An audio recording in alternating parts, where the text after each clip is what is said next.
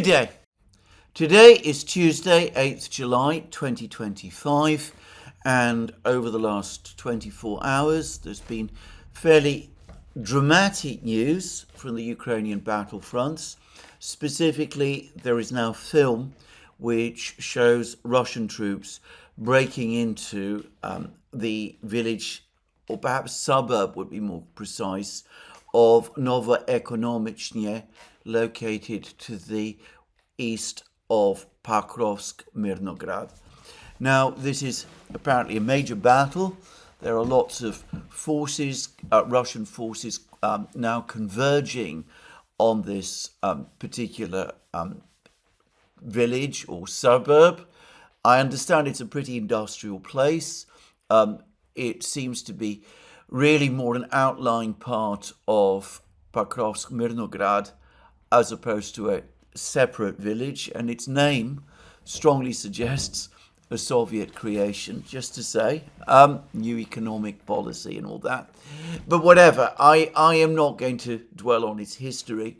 The general consensus is that if this territory, village or suburb, whatever you want to call it, is captured, and if the Russians then succeed in capturing the coal mine located immediately to the west of it, between Novoekonomichne and Mirnograd, then the days of Pakrovsk are counted. That it will be very difficult indeed for the Ukrainians to be able to hold on to Pakrovsk for any length of time, because the major supply routes would be threatened, and the Russians would in effect have an entry into Pakrovsk itself, central Pakrovsk. And apparently those who know more about these things than I do and have a better understanding of the geography, the urban geography of Pakrovsk, say that even though fighting does apparently continue in the southern suburbs of Pakrovsk itself, the Russians supposedly have entered southern Pakrovsk in various places. This is a heavily built up area with all the usual cluster of high-rise buildings, apparently trying to break through to the center of Pakrovsk from the south is extremely difficult. The better route is to do it through Novoekonomichne, to capture the coal mine, which presumably comes with a terracon, a slag heap, in other words, which, for all I know, will overlook at least some of Pakrovsk, and then to advance from the coal heap into Mirnograd, and then into the center of Pakrovsk itself. I doubt that this is going to be a simple or easy battle, but the Russians are also advancing westwards from well to the north of Pakrovsk, clearly intending to cut the supply lines into the town. And if one looks at the various maps that various mapping projects have provided, it looks as if the Russians are close to Novoekonomichne from the north, from the east. As I said, they've broken into the village or settlement or suburb from the south, and it is unlikely, it seems to me, that Novoekonomichne can hold, and that the battle for Pakrovsk itself is likely to be prolonged. At least it's going to take several weeks at the very least, more likely than not, once Novoekonomichne falls, and especially if the Russian encirclement of Pakrovsk, which has been methodically underway now for about 2 weeks, if that is brought to its conclusion, then, well, it will be only a question of time before Pakrovsk itself falls. Now, there's been a lot of discussion about the importance of Pakrovsk. The suggestions that have been made is that Pakrovsk is the essential logistical route. used by the Ukrainians to keep their forces in Konstantinovka and in the southern part of the Slavyansk, Kramatorsk, Konstantinovka conurbation supplied. I think that might overstate things a little. Back in 2022, shortly after the special military operation began, the Russians fought a prolonged battle in Kharkiv region to capture a town called Izium, which is located to the north of Slavyansk. Izium was often referred to at that time as the gateway to the Donbass, and I remember reading all sorts of commentaries which appeared to have official support in Russia itself, which assumed that with the fall of Izium, the Ukrainians would not be able to keep their forces in Donbass supplied for very long, because this was the key transportation and supply corridor for the Ukrainian forces in Donbass. Supposedly, it passed through Izium. Well, that might have been true in the 1940s during the Second World War, when the Soviets and the Germans actually fought several very, very tough battles for the control of Izium. But it clearly isn't the truth anymore, because it seems to me clear that with the huge development of road and transport links that have taken place since the 1940s, Izium's importance has diminished. And one of the things that the Russians gradually discovered over the course of 2022 was that the capture of Izium was not the game changer in Donbass that they imagined. The Ukrainians were able to keep their forces in Donbass supplied, and in fact they were supplying them mostly, as it turns out, through Pakrovsk. So the Russians perhaps will capture Pakrovsk. That will close off the supply route from the south. But, of course, in the autumn of 2022, the Ukrainians were able to recapture Izium. The Russians withdrew from Izium without making any attempt to defend themselves there during the period of Ukraine's Kharkiv counteroffensive. So presumably the Ukrainians would be able to continue to supply their forces in Donbass, this time via Izium, even if Pakrovsk falls. In order to cut off supplies to the Ukrainians in Donbass, the Russians would, it seems to me, need to capture both Pakrovsk and Izium, and perhaps also cut or interfere with Ukrainian communications from the east, from the Dnieper as well, because I suspect that there's other supply routes that have been built east of Slavyansk, Kramatorsk as well. Having said that, it does seem to me that the fall of Pakrovsk will be a very important event. It will indeed, I would have thought, facilitate the capture of Konstantinovka, which is also now coming under intense pressure. There are reports that the Russians have now cleared the remaining micro-district of Chasiv Yar, and that they're now in complete control of Chasiv Yar, though likely there will be Ukrainian counterattacks, and it will be some time before the situation in and around Chasiv Yar fully stabilizes and the Russians are able to consolidate their control there. But presumably when that happens, they will control the high ground.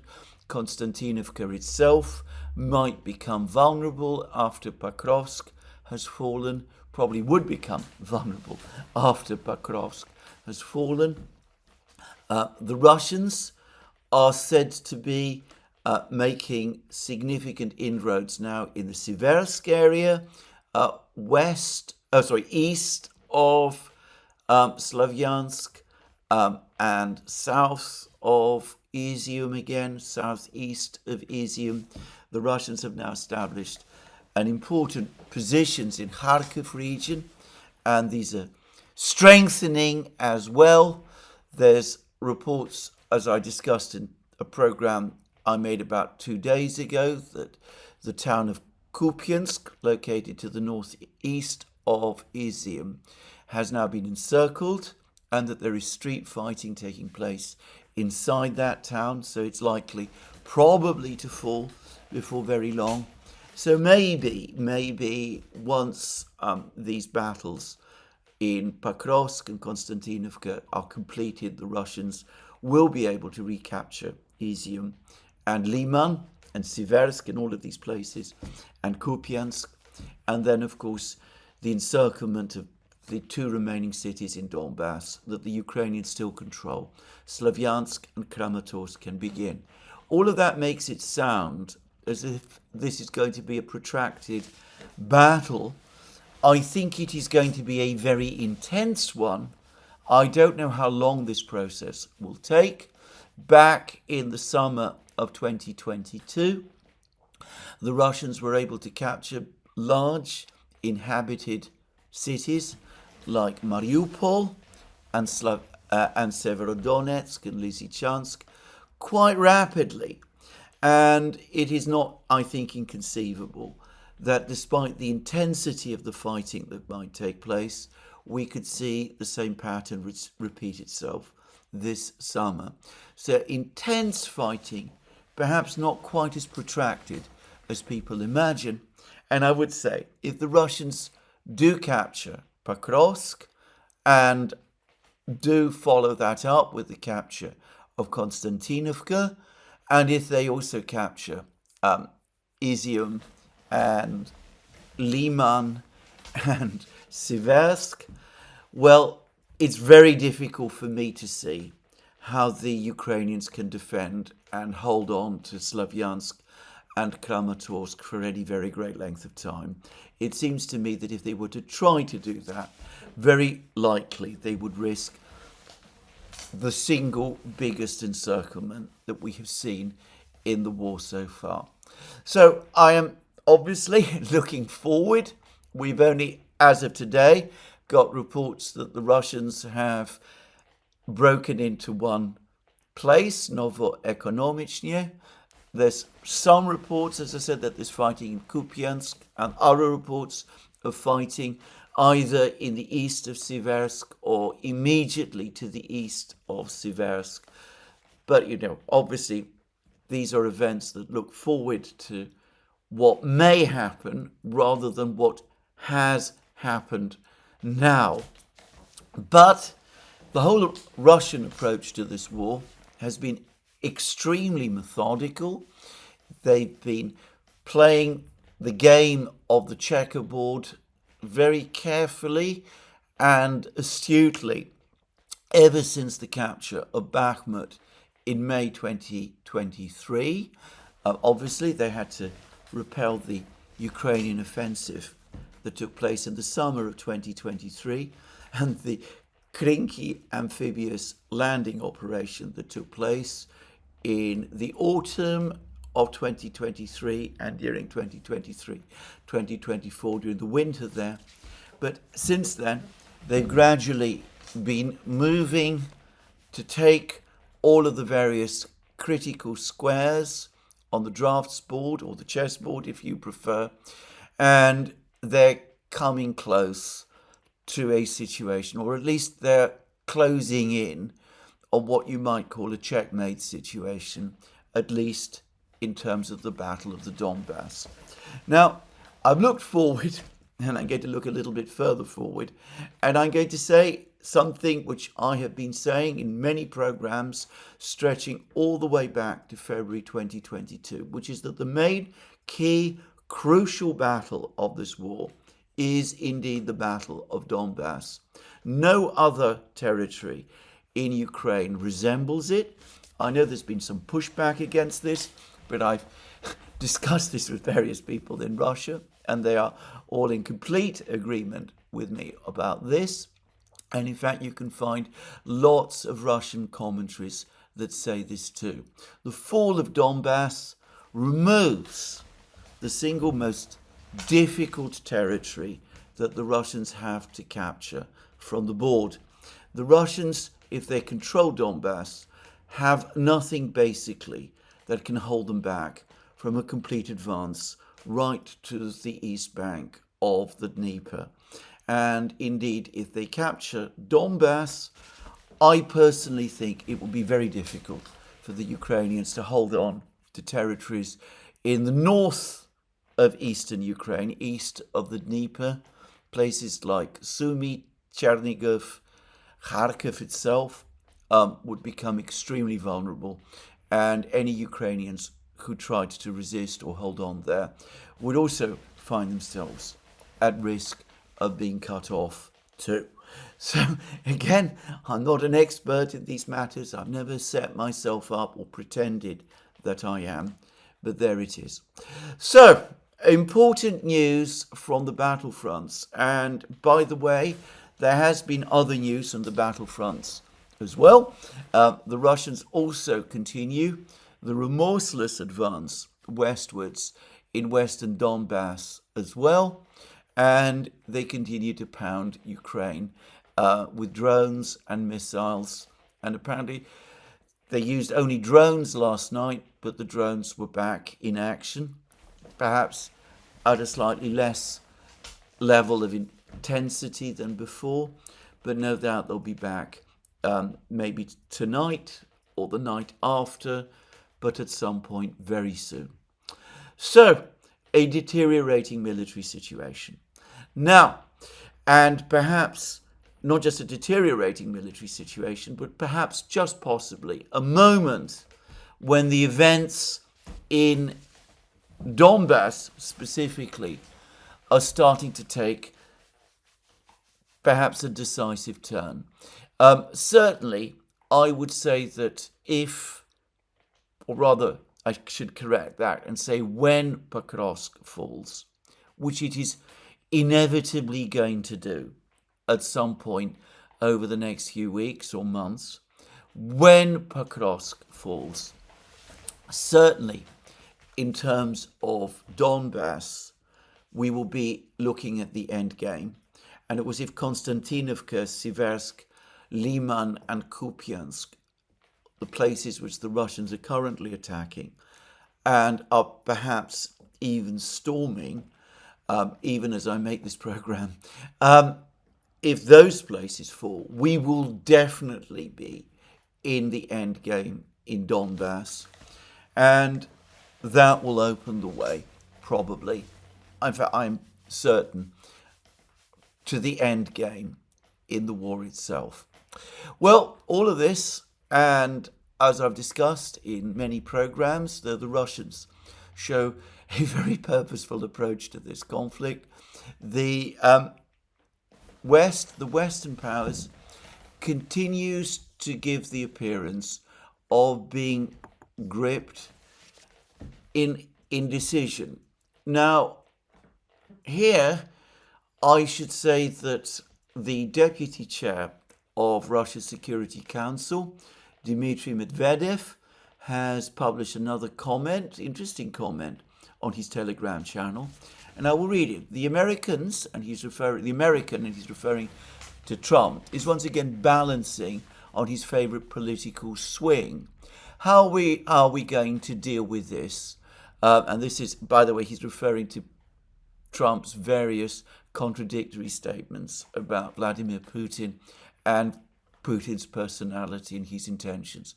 How are we going to deal with this? The way we have been doing, the way our soldiers do, the way our Supreme Commander-in-Chief does. It means not dealing with it in any way. We need to continue achieving the goals of the special military operation, retake our land, and work for victory. So that's what Medvedev is saying. He says, look, we continue to get all sorts of comments and commentary from Trump. The Western media spends a huge amount of time analysing everything that he says. I here on these programs spend time analysing what Donald Trump says and trying to stay one step ahead of him. And a pretty hopeless undertaking it is, by the way. But then I feel I have to do it because, after all, I am making these programs in London. I am, in other words, a British citizen, a citizen of the collective West. What the erstwhile leader of the West says in this situation that we find ourselves in today cannot be a matter of indifference to those of us who live in the West. So I have to track and look at what Trump is saying. I have to try to second guess, to the extent that it is ever possible to do, his intentions.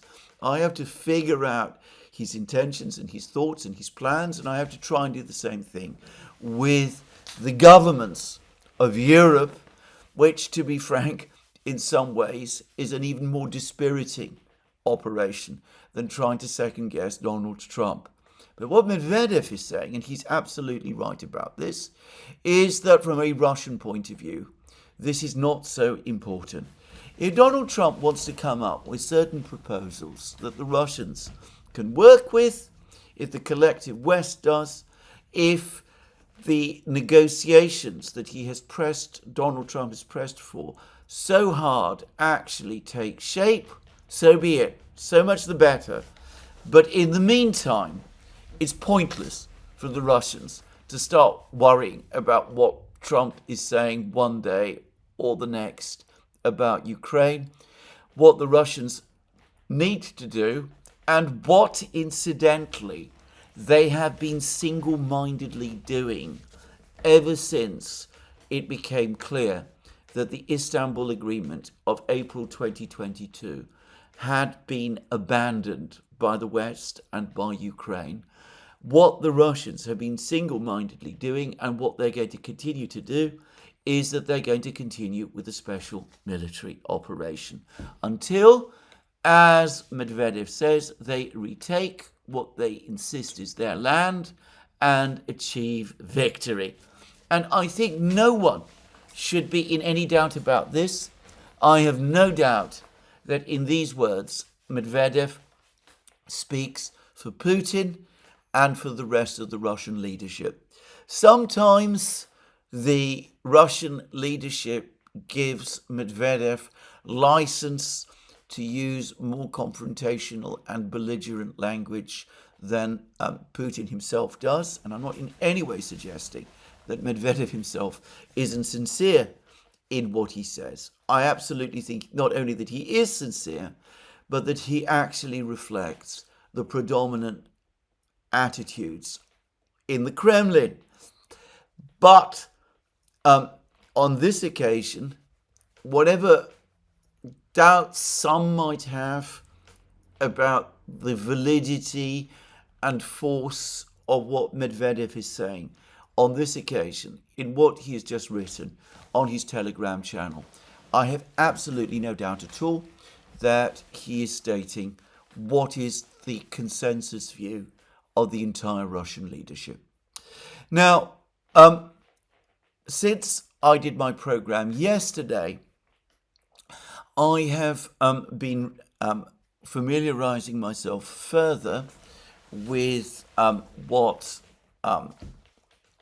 Lavrov said in his interview with the Hungarian media, which I discussed yesterday, in which he set out the terms, the peace terms, that the Russians insist upon Ukraine accepting in the event that there are any further negotiations and that there is a peaceful settlement of the conflict. And I noticed that Lavrov, on top of everything else that I discussed yesterday, demilitarization, denuclearization, neutral status, all of those things, and the complete lifting of all Western sanctions and the repayment to Russia of all of its frozen assets. And I have to say, I'm reinforced after reading Lavrov's words that he also means the return of the frozen assets of private Russian citizens and businesses as well as the state assets, the central bank assets that we've been hearing so much about. Anyway, as well as all of those things, Lavrov said something further. He said that in order for there to be a long-term peace in Ukraine, in order for there to be peace at all, the new territorial realities, in other words, the inclusion of Donetsk, Lugansk, Zaporozhye, Kherson, and Crimea as part of Russia, must be recognized not just by Ukraine, but must be internationally recognized also. In other words, the Western powers must recognize it too. Now, how that happens, I have absolutely no idea. That is an impossible demand. I think it would be politically impossible for governments of the West in any shortened time frame to recognize the four territories, the four regions, as Russian. The five regions, if one includes Crimea, as Russian. I think that there is no political consensus in the West for that, not remotely. And even if the Russians capture Kiev and advance all the way to the western border, I still believe that the Western powers would refuse to recognize that. They would perhaps do what they did with the status of the three Baltic states during the Cold War, which is accept that they were de facto under Russian control, Soviet control, but not recognize them de jure as part of the Soviet Union. But I cannot imagine them recognizing any of these territories, or indeed more territories in Ukraine, if it comes to that, or indeed the entirety of Ukraine, if it comes to that, as Russian, if the Russians ultimately succeed in occupying it all. And I'm going to say this, it's a tall order to expect any other state in the world, any of the other major powers to recognize it either. Some of the smaller states that want to have good relations with Russia or feel the need to have good relations with Russia. Cuba, for example, might recognize it. I'm not saying Cuba would, but I can imagine that they might recognize it. But I think it's very difficult to imagine even countries like India and Brazil recognizing this either. So I said in my program yesterday that some of the Russian demands look to me to be all but impossible, but not necessarily unreasonable. I would say that this demand looks to me not just impossible, but probably, well, maybe not unreasonable, but perhaps utopian. I say that, of course, in time, sometimes territorial realities that have been changed in this way do get recognized. It took the United States around 30 years, for example, to recognize the current government of China as the government of China. That didn't happen until the late 1970s. So, it can take a very long time for these sort of things to happen. But happen, it eventually did. Maybe at some future time, this could happen with Ukraine. After all, before 1991, or at least before 1985, when Gorbachev became General Secretary of the Soviet Communist Party, very, very few people in the West envisaged or imagined a situation where Ukraine would be an independent country. You would have to find them very much on the fringes of academia and amongst certain political activists, principally in the United States.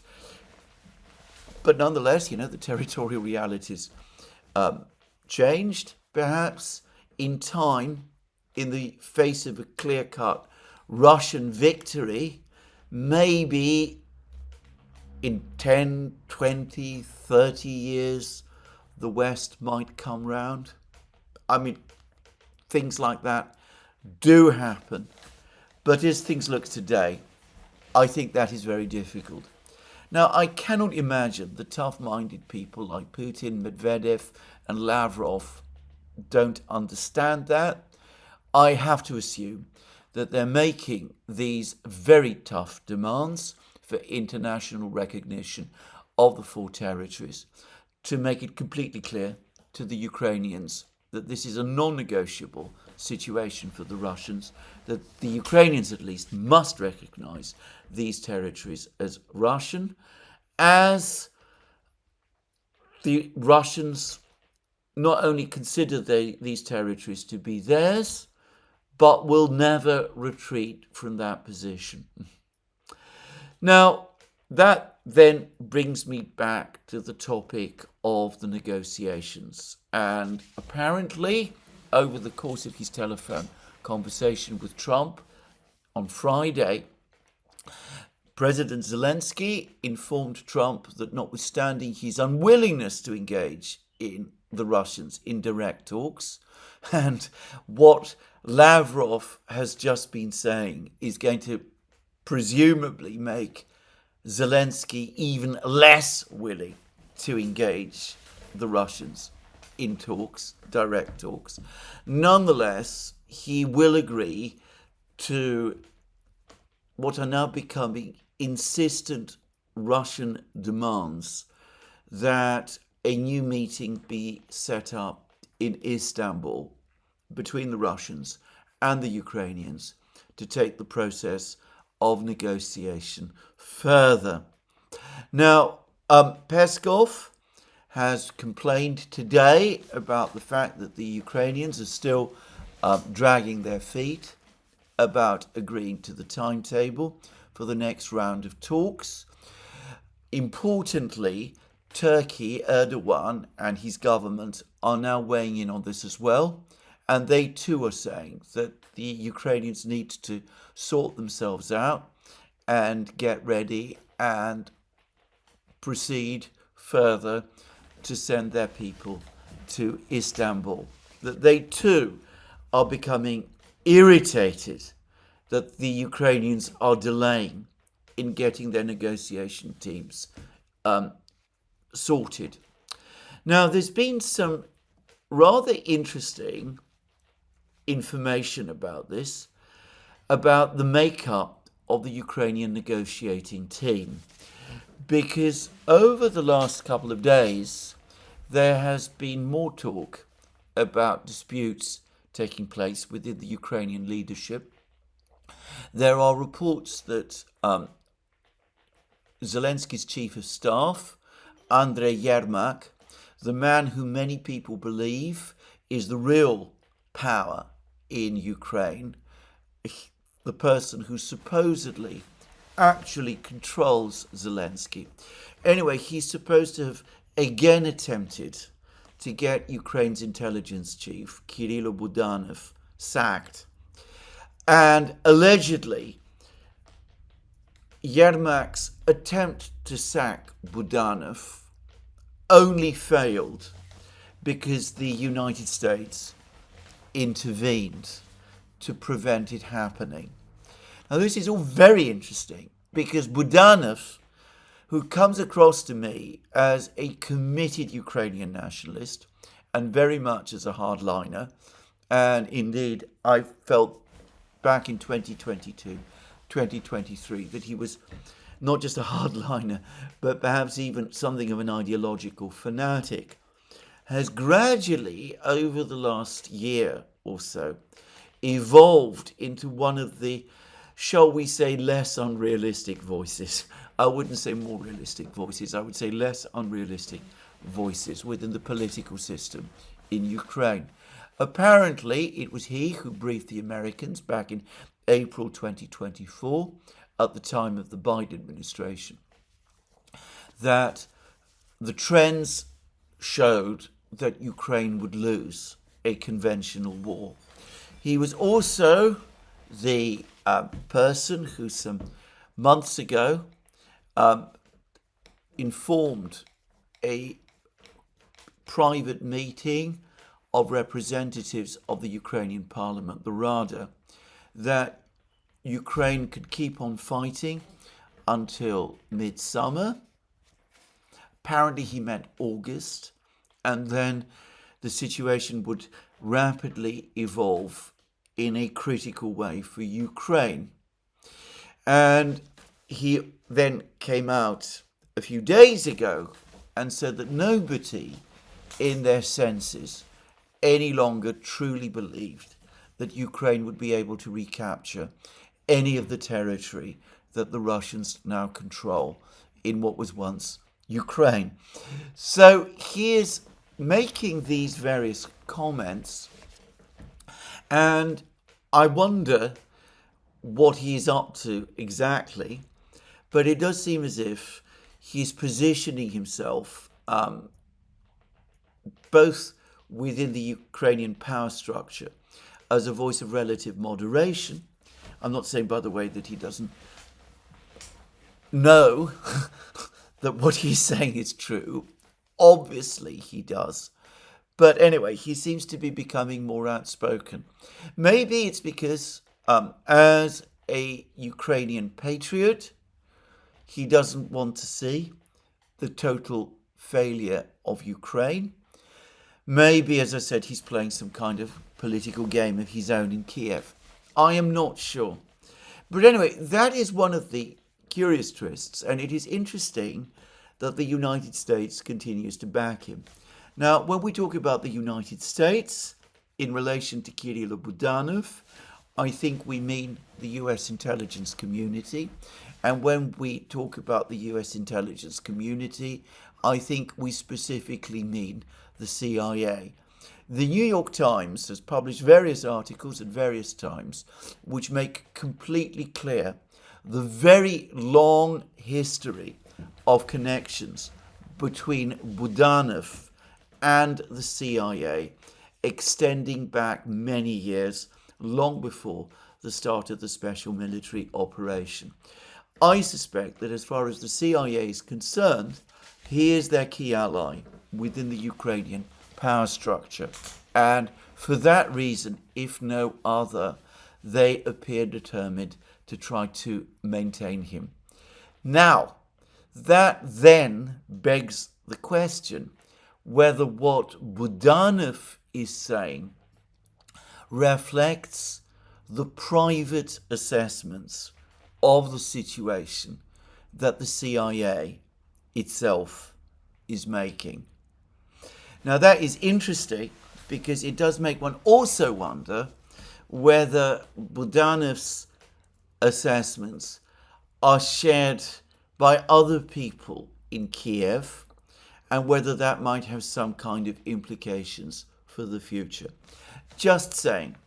But anyway, there are now tensions between Budanov and Yermak and Zelensky.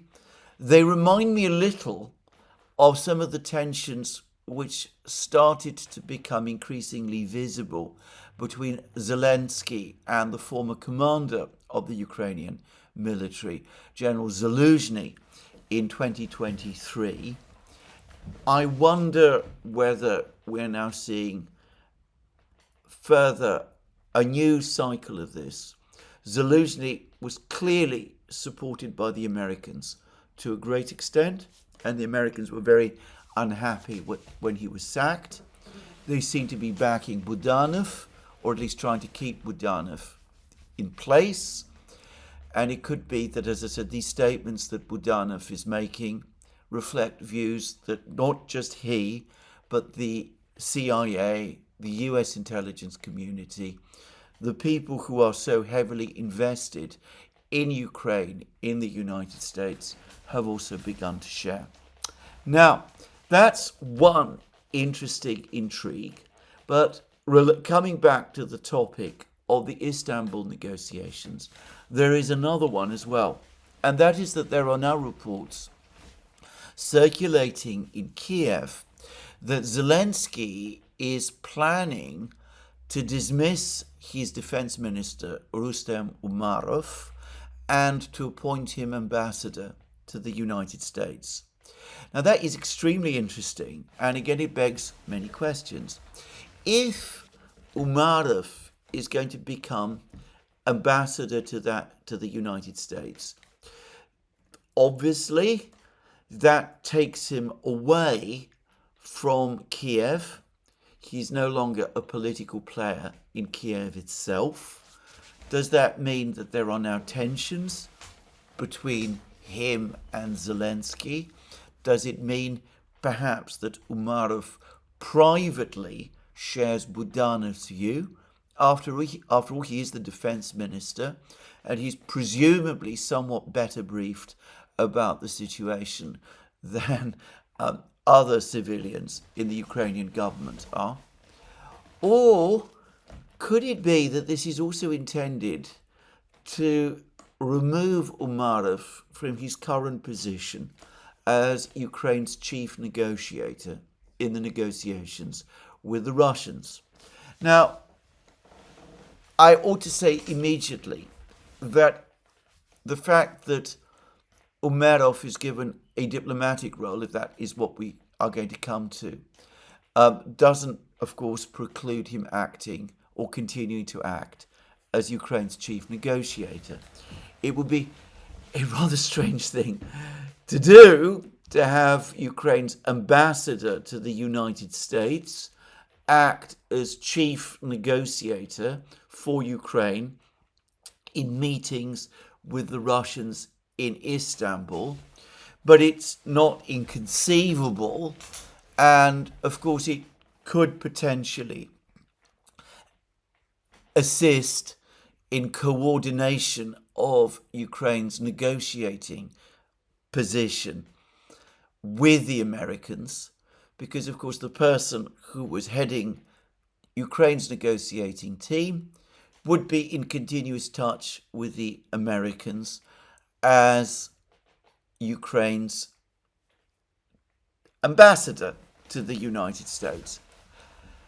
But I think we have to also consider the other possibility that Zelensky might be intending to basically exile Umarov to Washington, precisely because he doesn't want him in Kiev, because he's afraid that Umarov agrees with Budanov, and perhaps he's also worried that, given that Umarov agrees with Budanov, he is not a fully reliable chief negotiator from Zelensky's point of view to send to meet the Russians in Istanbul. Could that be one of the reasons why the Ukrainians are still dragging their feet in setting up the negotiations? Just saying. Now, there is another twist to this, because, of course, Umarov is also a Crimean Tatar. He's not apparently an ethnic Ukrainian at all. He is a Crimean Tatar. Well, of course, he would say that that doesn't change the fact that he's also a Ukrainian. It just means that he has a non-Slav ethnicity. But anyway, as a Crimean Tatar, I understand that he is also widely seen, at least in Ukraine, as being very friendly with Erdogan, who is, of course, the president of Turkey. And for those who don't know, Crimean Tatars and Turks have many things in common, and apparently there is an extensive overlap between the languages, so that they can, to a certain extent at least, understand each other. And until the reign of Catherine the Great, of course, Crimea was an Ottoman province, and the Crimean Tatars were Ottoman citizens. And one of the objectives, by the way, of the Crimean War of the 1850s, not widely known, was to transfer Crimea back to Turkey, that being very much apparently the intention of the British, Just saying. Anyway, could it also be that Zelensky is worried that Umerov not only is too close to Budanov and perhaps to the Americans, but is too close to Erdogan as well, and that makes him even less reliable as a chief negotiator to send to Istanbul in advance of what promised to be extremely difficult negotiations with the Russians? Well, I don't know, and I don't want to spend too much time trying to figure out what's going on in Kiev. Kiev is a snake pit, and trying to understand the politics and the intrigues that go on there is a fool's business, and I'm not going to devote more time to it. But certainly, as the Russian advances continue, as the situation in Pakrovsk looks increasingly precarious, one can see and understand why these tensions might be increasing. And if we come back to Erdogan himself, he's finally weighed in to the row between Russia and Azerbaijan. Now, there's been a lot of discussion and commentary about this, including a very interesting article, which I would recommend a read of, by Conor Gallagher in Naked Capitalism. Conor Gallagher is definitely one of these people who sees the row between Azerbaijan and Russia as basically entirely a geopolitical play. He doesn't address the issue of criminal organizations and the fact that this began with a roundup of a criminal gang operating in the Urals by the Russian authorities. I mean, he barely touches on that at all. But that doesn't mean, of course, that he's wrong, then that it could very well be a geopolitical issue, though as I do myself think that the criminal gang aspect, organized crime aspect of this affair should not be understated. Anyway, Erdogan has now weighed in on this row, and he has said that he believes that his friend, President Aliyev of Azerbaijan, does not want to see relations with Russia break down, and that he will do whatever he can to try to bring the deteriorating situation in the relationship between Azerbaijan and Russia under control. Now, with Erdogan, you always need to be particularly careful about what he says. But these comments do give the appearance of being very clearly directed at Aliyev and basically an instruction to Aliyev to cool things down. This, by the way, at a time when the Russian dragnet of organized crime figures, supposedly connected to the Azerbaijani groups and apparently also intelligence services, appears to be expanding. It has now expanded well beyond the Urals, and there does seem to be, as far as I can see, a general clean out of these people taking place across Russia. So there is no sign at all that the Russians are backing down.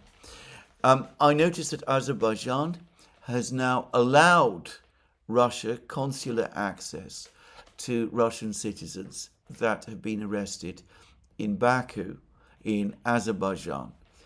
And Erdogan's comments may be a sign that thinks that despite what's happening in Russia, he thinks that Aliyev has gone too far and that he needs to calm things down. Now, this would not be so surprising. I do appreciate again that there are a lot of people who still believe in this complex geopolitical game that's playing out in the South Caucasus, and I'm not saying that they're wrong. But I remember reading commentaries coming out of Azerbaijan itself and sourced to Aliyev himself, in which he said that the consistent advice he had been receiving from Erdogan was to keep good relations with Putin, and that on occasions when Azerbaijan appeared to have gone too far in relations with Russia, in fracturing relations with Russia, it was Erdogan who had stepped in and brought the Azerbaijanians to heel. Now, there are reasons why that might be the case. Turkey is once again going through a period of significant economic stress. This is, of course, a regular occurrence now, given the eccentric way in which Erdogan manages the Turkish economy. Just saying. Turkey is now also apparently being exposed to further tariff pressure by the United States. And Erdogan also now finds that he's got a complex situation to handle in Syria. But I suspect that, quite apart from anything else, Erdogan is able to assess the situation in Ukraine. He sees the pace of the Russian advances there. He's well aware also of the vital importance for Turkey and for him personally of maintaining the flows of Russian oil and gas.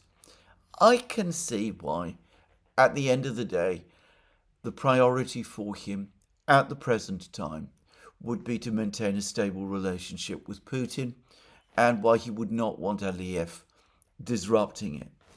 And that probably brings us back to the Istanbul negotiations. It's also why Erdogan, who at various times has taken a very clear-cut pro-Ukrainian position, now is apparently trying to get the Ukrainians to resume the direct negotiations with the Russians. He wants the Ukrainians to negotiate and to do a deal. And he might not take it well that Umerov, his friend, is now being sent to Washington, if that is indeed what happens. And it could be that Zelensky, given the person he is unhappy about the kind of pressure Erdogan is putting on him. All this very interesting, very complicated. Of course, we don't know the truth. I've devoted some time to it in this program. I don't expect that I will do so again. As I said, intrigues and all those sort of things are not always easy to understand, and perhaps they take up more time to discuss than they truly merit.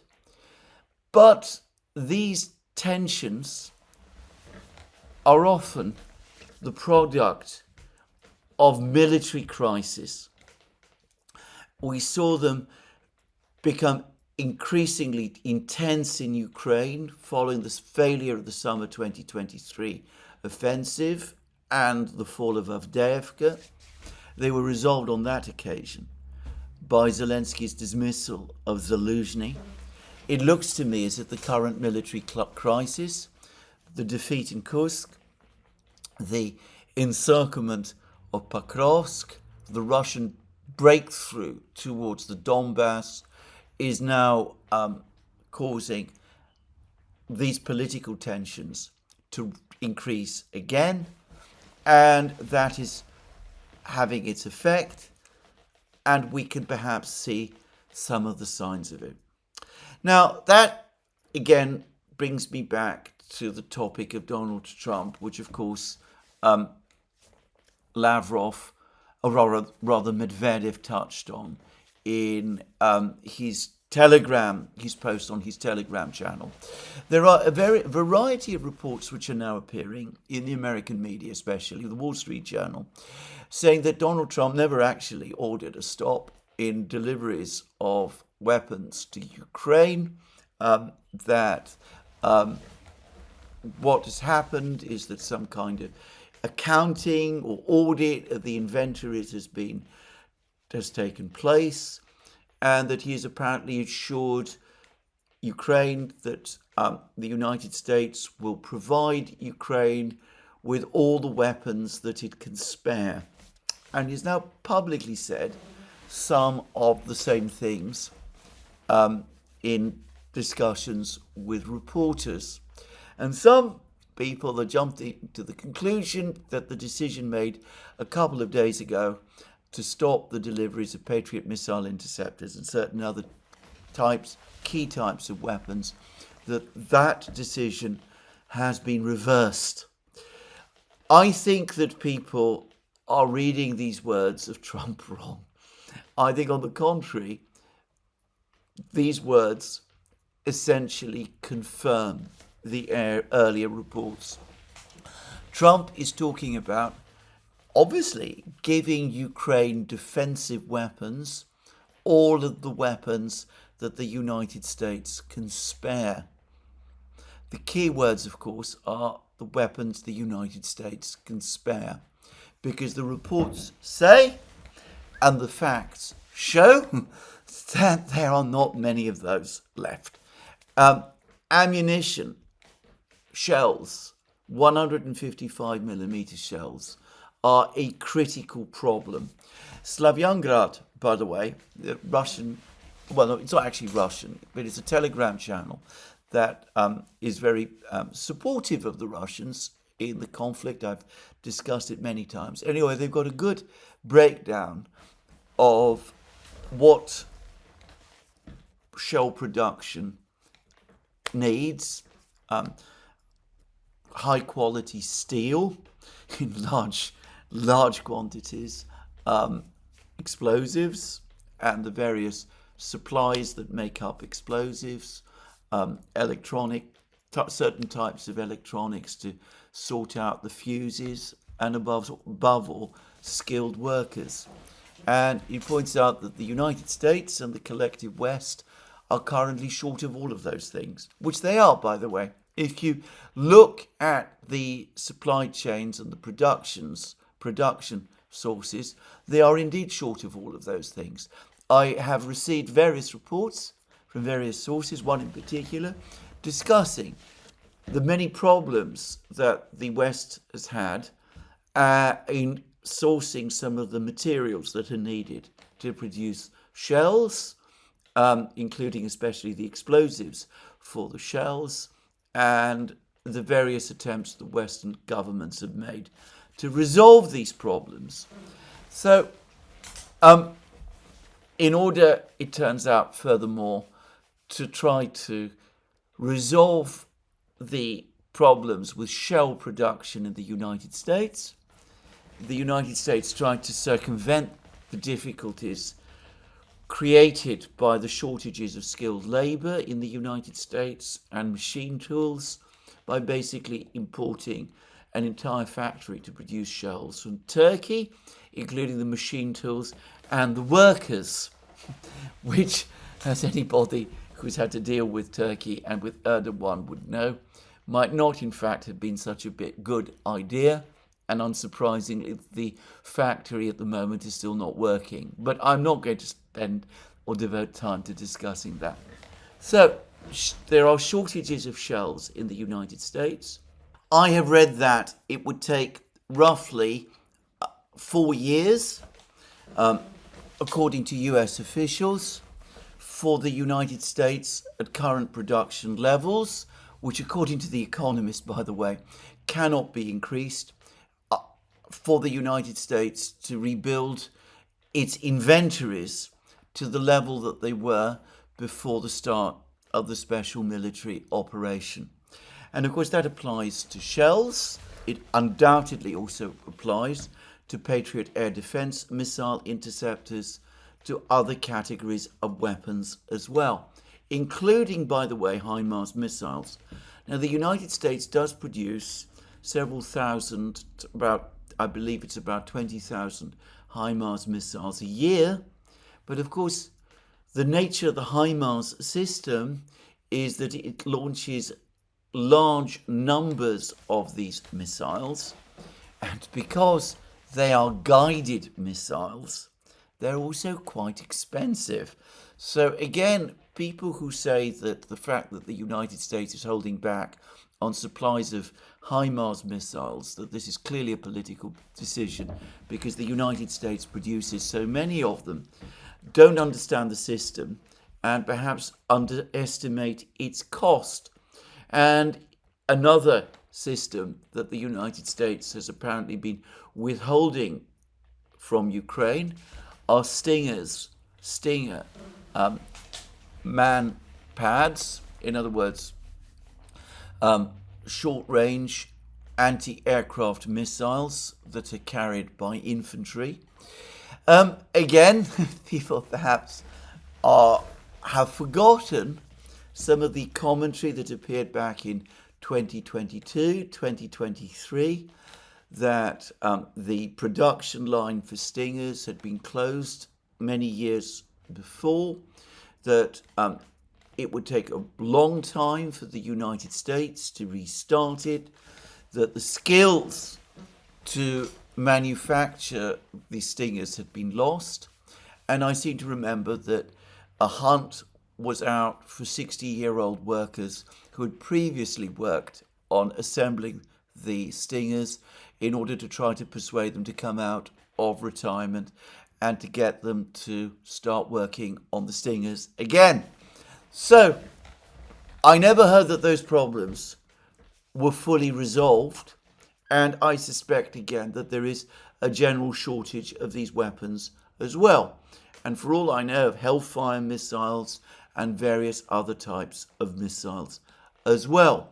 The Economist, to go back to that article that I've discussed several times now in various programs, has finally acknowledged that the nature of the US military industrial complex makes it extraordinarily difficult and disproportionately expensive to scale up production of these weapons to anything like the same level that would be anything like the same level that Russia is achieving, and which would be needed to keep the Ukrainians fully supplied with weapons on an indefinite basis.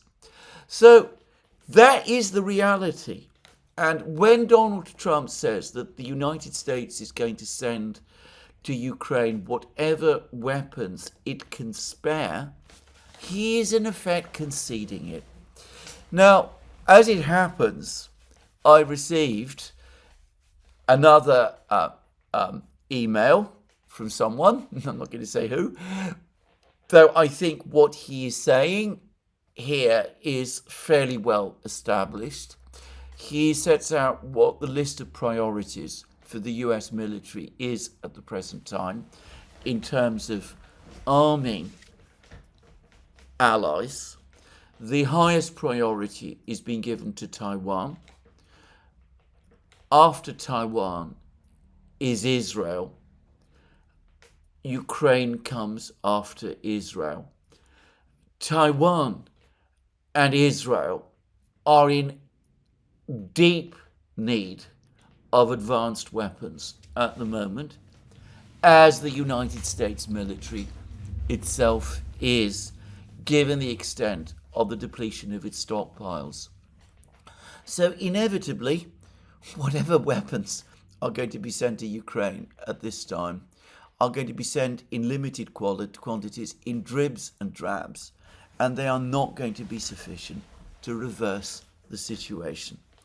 Now, that then brings us back to the perennial topic of how else can the West, what other things can the West do to try to bring the situation, to cause a change in the situation.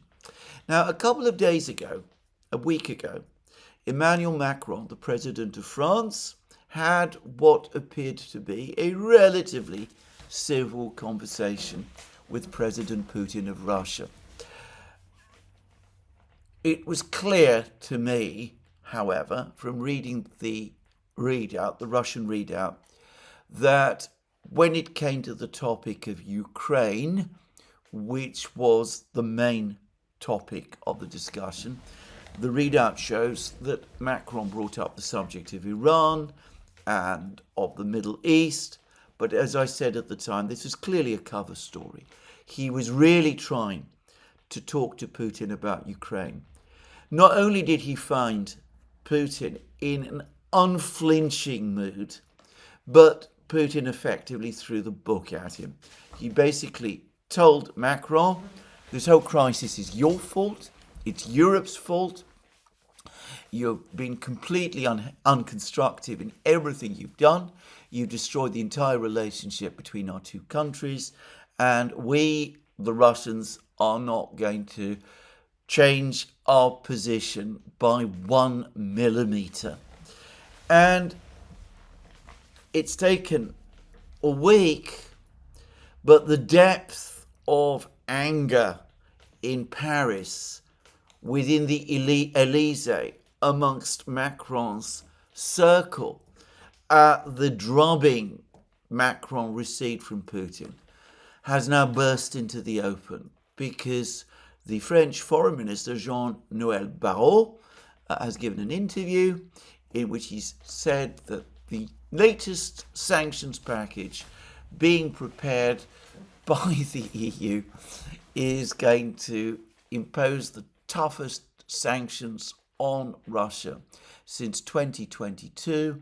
It will particularly target Russian oil revenues and financial players and intermediaries in other countries that have helped Russia to circumvent the sanctions, and that it will put the Russians under such unbearable pressure that it will finally force them to the negotiating table to agree to the unconditional ceasefire that the Ukrainians, the Americans, and the Europeans are all insisting on. Well, the Russians have ridiculed this comment. Peskov spoke to reporters today, and he said, certainly we will follow the developments on this track. Previously, statements have been made saying that a new sanctions package has been prepared. And you can almost see the twinkle in Peskov's eye as he said that. Another Russian official, Deputy Foreign Minister Alexander Grushko, however, was much more forthright. He said that the toughest sanction the EU ever imposed on Russia was what he called the silence of the lambs about the Nord Stream blasts. But then he went on to say, what else can they invent? It's hard to predict, but we know that their fantasy is running high when it comes to sanctions.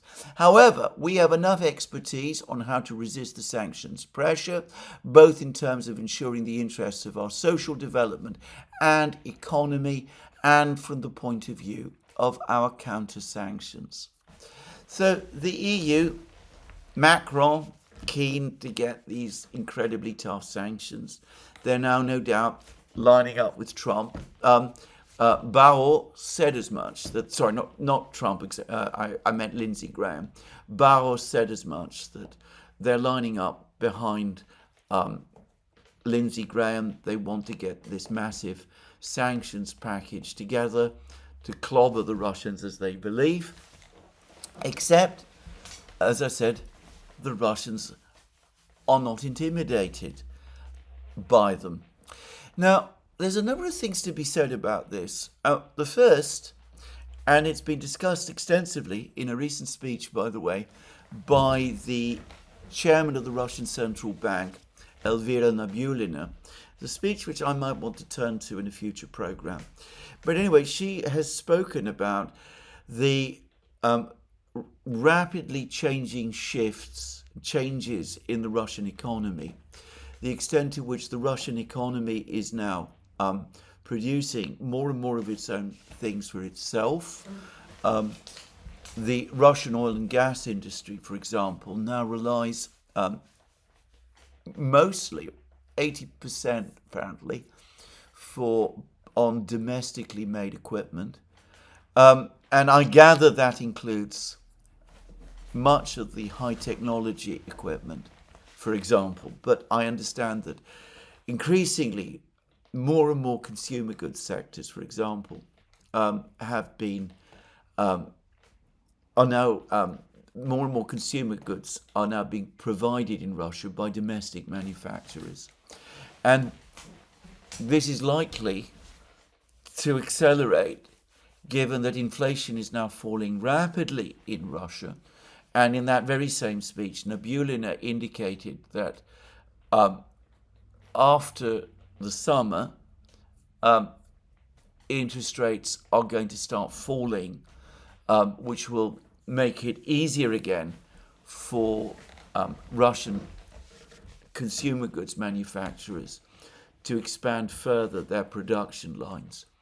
And there's also been significant changes in the tax system, which has further reduced the level to which the Russian federal and consolidated budgets rely upon oil and gas revenues. They are much less significant than they used to be. Again, a fact which I think Western governments and Western commentators seem completely oblivious to. They remain stuck in the Russia of the late 1990s and early 2000s. They seem to underestimate the extent to which the Russian economy is now an evolving and changing thing. But put that aside, we've just had a BRICS summit. The BRICS have issued very strong statements pushing back against threats of tariffs that the United States is making against them. Lula has been particularly outspoken about not just tariffs, but Western sanctions as well. More and more countries are becoming annoyed about this. Donald Trump is once again sending letters to various countries, including friends of the United States like Japan and South Korea, imposing high tariffs upon them.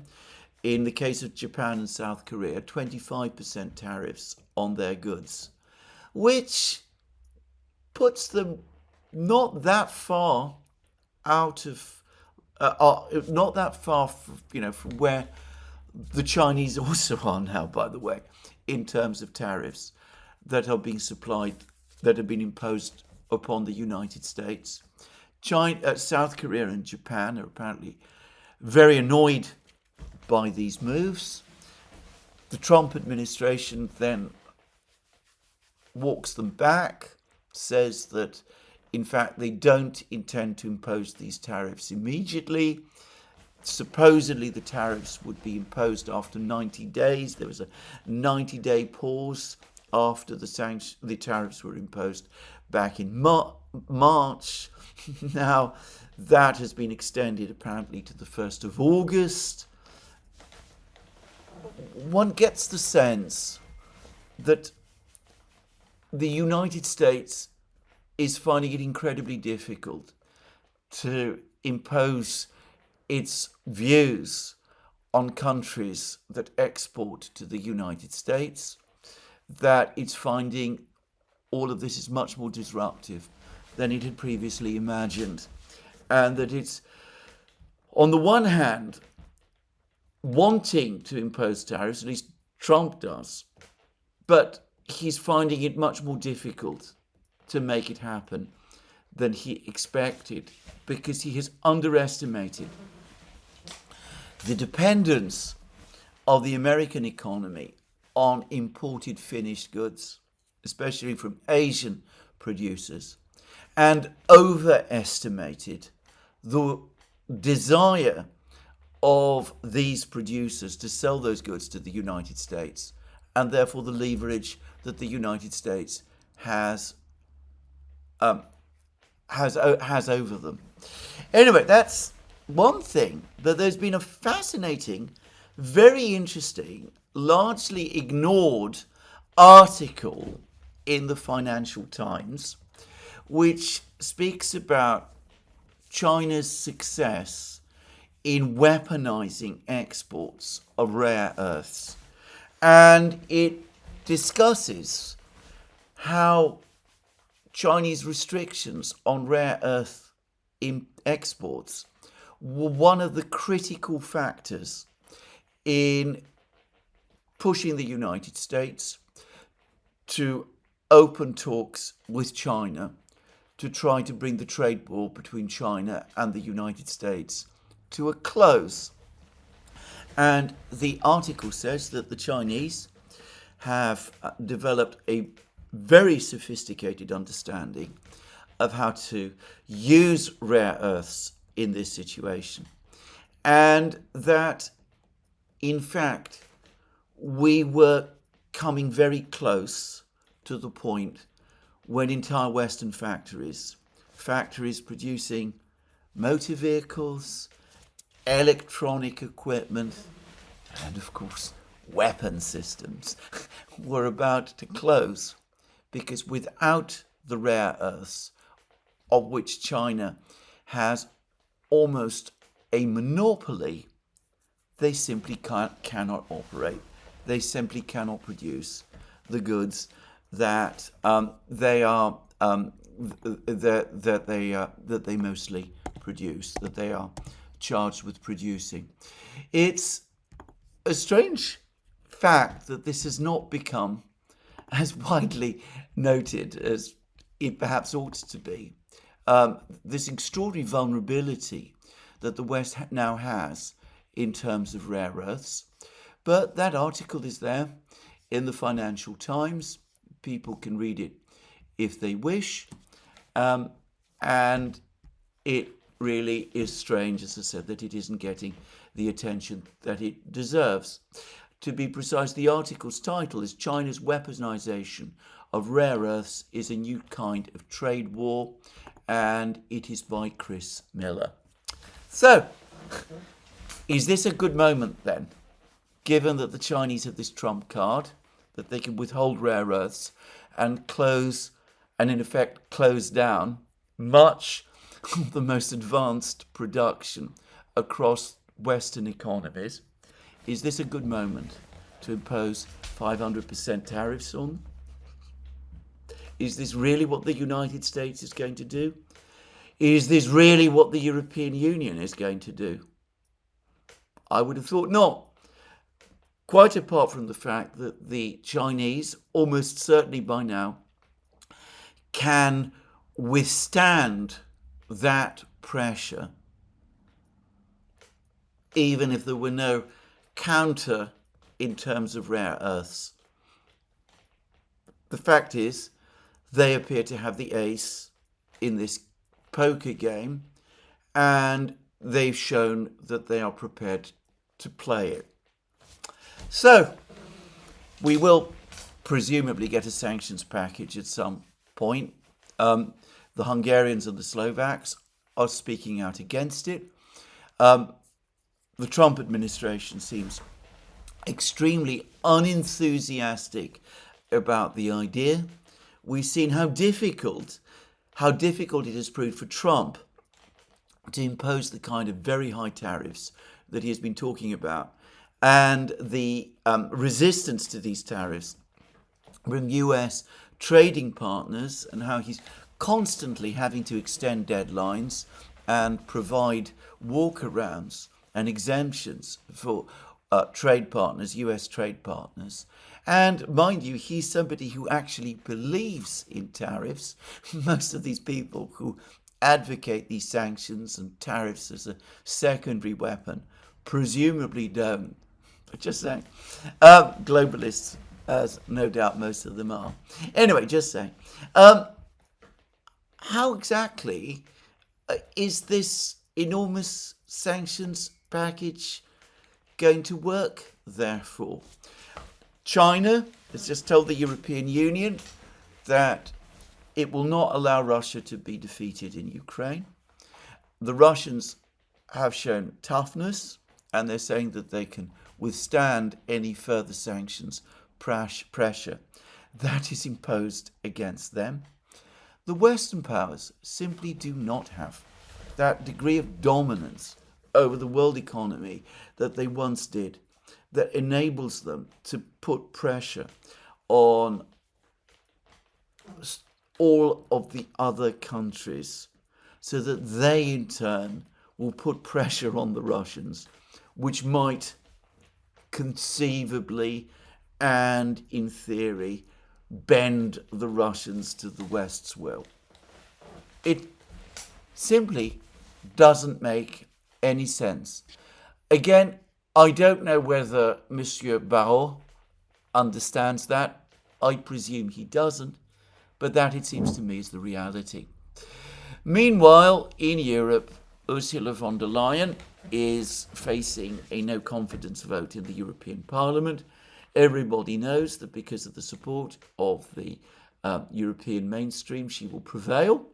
But I notice that, again, she and her supporters are busy calling out all her critics as Kremlin agents, people who are doing, in effect, either the bidding of the Kremlin or who are either perhaps unintentionally acting on its behalf, who are, in other words, the Kremlin's useful idiots. Here we have another perfect example of why, for the political class in Europe and in much of the West, and that of course includes Britain, this conflict in Ukraine, whatever the immense social and economic and indeed security cost that it is levying on the people of Europe, why this conflict, this unending conflict with Russia, continues to pay such rich dividends. The no confidence vote against Ursula von der Leyen is completely unrelated to the conflict in Ukraine. It is all about certain decisions that she made during the period of the pandemic in terms of buying medications, if I'm going to use that word, from certain pharmaceutical companies. And I'm not going to say more because I still think that this is a sensitive topic for the platform, just to say. So it's got absolutely nothing to relate to connected to Ukraine. She absolutely adamantly refuses to provide any of the documentation that would either support the criticisms against her or refute them. She provides no really satisfactory explanation of why this information is not being provided. There are all kinds of hints that the information no longer exists. In other words, all of the messages, emails, texts, all of those by now have been deleted. Or perhaps they've become time expired and were automatically deleted, in which case, by the way, given their nature, I would have thought that they ought to have been preserved because, after all, they're part of a very important and serious negotiation, and they should have been preserved. In any other situation, if there was no crisis in Ukraine, if there was no overwhelming threat from Russia, according to the European leadership, Ursula von der Leyen could have been in very serious trouble indeed. But no, she's not going to be in any trouble at all, because you just raise the scarecrow of Putin, of Russia, and the most incompetent, indeed disastrous, President of the European Commission, in my memory, therefore is guaranteed of a resounding vote of confidence from the European Parliament. Nothing perhaps demonstrates the ludicrous quality of the tragedy that we are living through. Anyway, this is where I finish my program today. Let me remind you again, you can find all our programs on our various platforms, Locals, Rumble and X. You can support our work via Patreon and Subscribestar. Links under this video. Last but not least, if you've liked this video, please remember to tick the like button and to check your subscription to this channel. That's me for today. More from me soon. Have a very good day.